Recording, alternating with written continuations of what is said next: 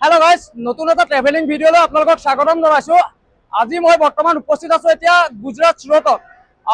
এই যাত্ৰাটো হ'ব সুৰতৰ পৰা মুম্বাই লৈকে। একচুয়ালি সুৰতৰ পৰা মুম্বাই লৈকে কেবাটাও ধৰণে যাব পাৰি।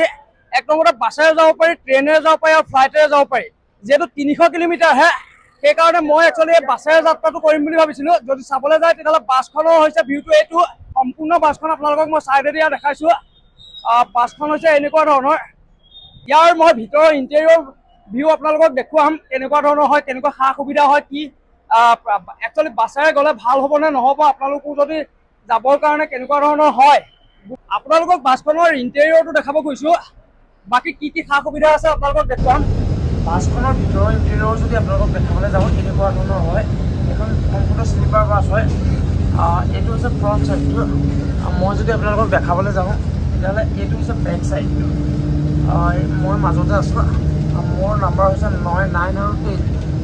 মোৰ ভিতৰটো যদি চাবলৈ যাওঁ এনেকুৱা ধৰণৰ হয়। মই আপোনালোকক দেখামগৈ, লাইটটো দি পেলাই দেখাব লাগিব আপোনালোকক। বাছখন খুব সুন্দৰ হয়। যিহেতু 300 কিলোমিটাৰহে সেইকাৰণে মই ভাবিছোঁ যে বাছতে যাওঁ।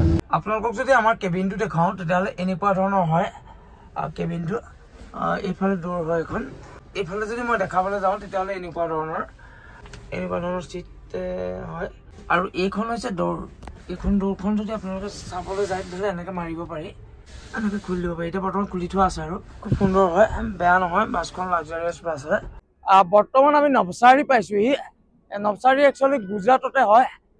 বাছখনে একচুৱেলি এটা ব্ৰেক দিছে, টয়লেট ব্ৰেক আৰু কিবা কিবি খাবলৈও। একচুৱেলি আপোনালোকে যদি চাই তেতিয়াহ'লে জেগাটো হৈছে যি জেগাত ব্ৰেক দিছে সেই জেগাটো আপোনালোকক দেখাবলৈ লৈছোঁ মই। এইটো হৈছে এনেকুৱা ধৰণৰ জেগা, এনেকুৱা ধৰণৰ হয়। এইটো একচুৱেলি গুজৰাটে হয়। চাইডত এখন ডাঙৰ হোটেল আছে, বহুতখিনি বাছ আছে ইয়াত, বহুতখিনি বাছ ইয়াত আছে। একচুৱেলি এইখন আমাৰ বাছ, এইখন আমাৰ বাছ হয়। এইখন হোটেল হয়। ইয়াতে মানুহে এটা টয়লেট ব্ৰেক আৰু যি খায় আৰু ইয়াৰ পাছত আৰু বাছ নৰখায়, কাৰণ 300 কিলোমিটাৰহে। সেইটো কাৰণে ইয়াৰ পাছত আৰু বাছ নৰখায়। মই যদি আপোনালোকক ক'বলৈ যাওঁ তেতিয়াহ'লে দিল্লীৰ পৰা যেতিয়া মই গুজৰাটলৈ বাছত আহিছিলোঁ, একচুৱেলি বাছখন সেইখন অলপ বেলেগ ধৰণৰ আছিলে, ইয়াতকে ভাল আছিলে। একচুৱেলি 300 কিলোমিটাৰ হিচাপত বাছখনৰ ফেচিলিটি ঠিকে আছে। ইয়াত এটা বস্তু কমি আছে, একচুৱেলি যিহেতু AC বাছ ইয়াত একচুৱেলি ব্লেংকেট থাকিব লাগিছিলে, ব্লেংকেট নাই। বাকী বাছখন অভাৰঅল ঠিকে হয়। আৰু ভিতৰতো ইণ্টেৰিয়ৰ খুব ধুনীয়া হয়। আমি বৰ্তমান আহমেদাবাদ বম্বে হাইৱেদি আহি আছো।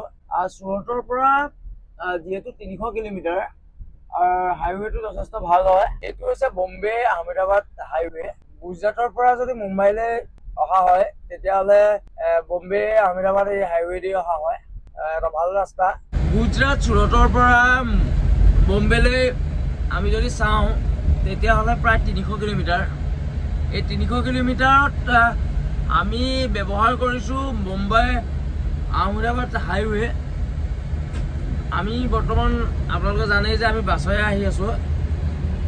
আমি এতিয়া ৰাতিপুৱা হ'ল, আমি প্ৰায় মুম্বাই পাইছোঁহি আৰু আমি এতিয়া মুম্বাইতে আছোঁ। আৰু চাগে খুব বেছি আধা ঘণ্টা 15 মিনিটৰ ভিতৰত, মানে 15 মিনিট আধা ঘণ্টাৰ ভিতৰত আমি লাষ্ট ডেষ্টিনেশ্যনটো পাই যামগৈ, আমাৰ যিটো ডেষ্টিনেশ্যন। Good morning guys. আমি বৰ্তমান মুম্বাই। এবাৰ কনফাৰ্ম মই কৈছোঁ মুম্বাইত পালোহি। মই আগতে কনফাৰ্ম হোৱা নাছিলোঁ। ডাঙৰ ডাঙৰ বিল্ডিংবোৰ দেখি পেলাই গম পাইছিলোঁ যে মুম্বাই সোমাইছোঁ আৰু এটা মানে ধৰিব পাৰিছিলোঁ অলপ অলপ। কিন্তু এবাৰ মই 100% ক'ব পাৰোঁ যে মুম্বাইত আমি। গুজৰাট সুৰতৰ পৰা মুম্বাইলৈ যিটো আমাৰ বাছ যাত্ৰা আছিলে সেই যাত্ৰাটো সম্পূৰ্ণ হৈছে। একচুৱেলি এই বাছ যাত্ৰাটো মই বহুত লং ভিডিঅ' বনোৱা নাই, শ্বৰ্ট বনাইছোঁ, নহ'লে ভিডিঅ'বোৰ বহুত দীঘলীয়া হৈ গুচি যায়।